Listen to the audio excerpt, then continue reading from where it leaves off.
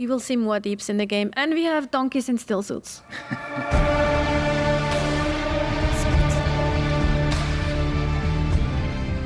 I'm Natasha Rusli, and I'm Senior PR Manager at Funcom. So I know you just gave like a 30-minute presentation, and our questions were whittling you down. But since we only have access to some of the press assets and not necessarily the full demo online, what's a good place to start for just telling somebody what the general gist is of what this game is? If you had to pitch it to somebody in like a minute or so, just like what do you want people to know about this game? Sure. So Dune Awakening is an open world survival MMO.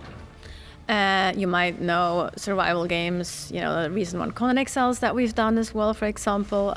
Arrakis is another one that's very popular, of course, Rising. So it has a very strong survival aspect, and then we also have MMO aspects, like social aspect, like player hubs, player interactions, main quest, NPCs, things like that. And then it's open world, so you can explore. It's huge, of course. It's set on Arrakis, and we basically want players to be able to live that fantasy of living on Dune and in that universe. So I know there's like a bunch of different aspects to this game. I was wondering if we could go into a little more detail of what like the main gameplay loop is. Like when you first jump into the game, what is it that people are going to be doing? I know there's like factions and there's currencies and there's all this other stuff, but maybe we can just start there just to give people an idea of what they're looking at. They're seeing a trailer or something, The early aspect of the game, the gameplay loops are very survival focused. You're trying to survive on Arrakis, who is a very dangerous planet. So there's a lot of things that are trying to kill, including the heat.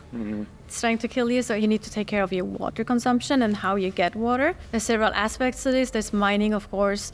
You mining and collecting of resources. You have building, you have crafting, you have a main quest line and contracts that you can also follow, like more of an MMO style. But it's very much about surviving at the beginning. We have survive, expand, control, protect. Okay. Or protect, control. Those are kind of the phases that you're going through. So at first you're trying to establish a base, you're trying to survive the heat and the sandworms specifically as well. You're trying to build your base, and then you're trying to find other players and probably build with them, make a guild, and then eventually go into the political system and the faction system, and you're trying to raise in the political ranks as the game progresses. And I know you said you're holding off on all the details on the politics stuff, but one thing that you said that I thought was kind of interesting during the demo was the approach that you guys are taking between the dynamic of kicking over a sandcastle versus getting kicked, and how, that's something like a PlanetSide or something. That's what people would do. They would log in when no one else is online, and you just go through that. But you were sort of indicating that that's not really rewarding as on the player side of things. So how are you guys approaching that, and what changes are you making to that dynamic just to make it more fun? The issues with PvP generally is that it's never really fair, right? It's 8 versus 1, or someone logs in or someone is on vacation and then someone else takes down your base because you can't protect it. So we have a different approach to specifically the PvP aspect. So it's not about base raiding. It's about fighting over resources and fighting over objectives, more so than fighting over someone's base or property. So it's more like tied into the political system, as I mentioned, and you kind of opt into PvP as well. So when it's going to happen or when you're exposed to it. It's very important to us that players are not getting frustrated by this, because we hope that even the players that generally prefer PvE, that they might actually want to dip their toes a little bit into the water, try it out if it suits them, and then they might actually figure out, hey, this is actually not that bad. Again, because you're not losing like something that you've spent hours and hours, invested hours and hours in, right? Just because you want to go on a week of vacation and someone decides to destroy your whole house. So it's actually not possible, because in the first area that you most likely will build your first base, it's generally protected. So you have a shield around your house that as long as you have power, it can't be taken down.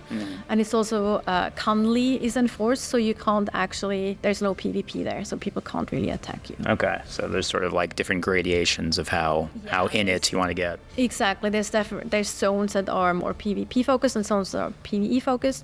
And again, you will get a notification when that should change when you go from one area to another. Okay, so I want to ask this question. You can tell me if you can't actually answer it. So I feel like a lot of people with this style of game, they kind of get the sense of, I can guess what the beginning of this game is going to be. Can you talk at all about like what the late game, what is the longevity of this game? What's like the long-term appeal? Why am I going to spend 100 hours playing this game? Can you talk at all about what the appeal is for that, or what you guys are designing?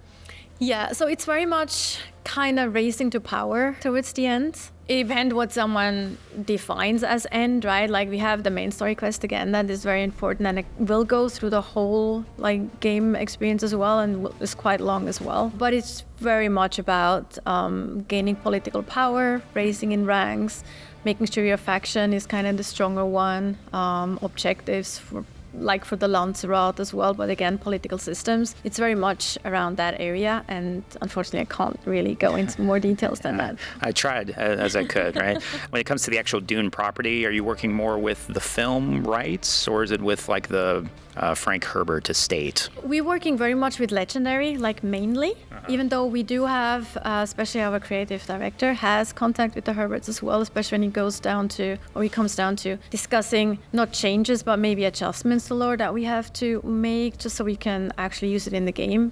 Because sometimes, what he says is, what is it that he says? He says, make the game fit the lore and not make the lore fit the game. Okay. So we don't want to change the lore. I think I'm paraphrasing that a little bit, no, but that's kind of the gist of it. Yeah. So we don't get on anyone's back legal. That was just a paraphrase. Yeah.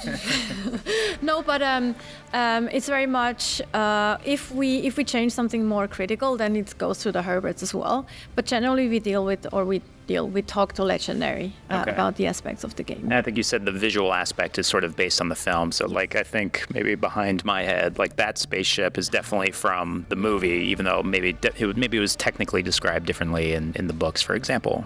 Is that correct?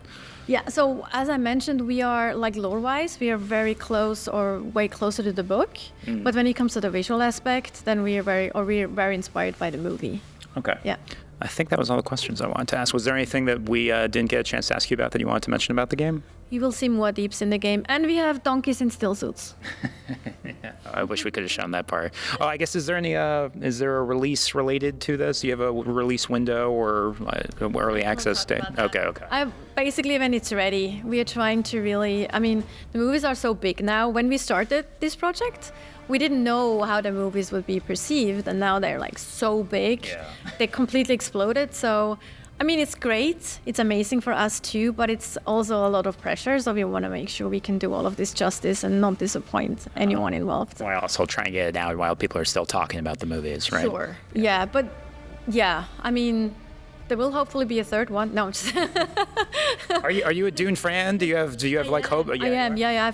I read several, not all of the books, but I read 4 of the books. Okay, so that's still Frank, right? You haven't gone to the Brian. Okay. I think it was 5 that the dad wrote, and then 7 that the son wrote. I haven't touched those. Well, because our cameraman is a Dune fanatic, so he can fact check you on this. Yeah. No quiz plus. No quizzes. I'm just looking forward to see how some of the people react that only know the movie and they're not prepared for what's to come. Yeah. Well, thanks so much for talking to us. Of course, pleasure. Thank you for having me.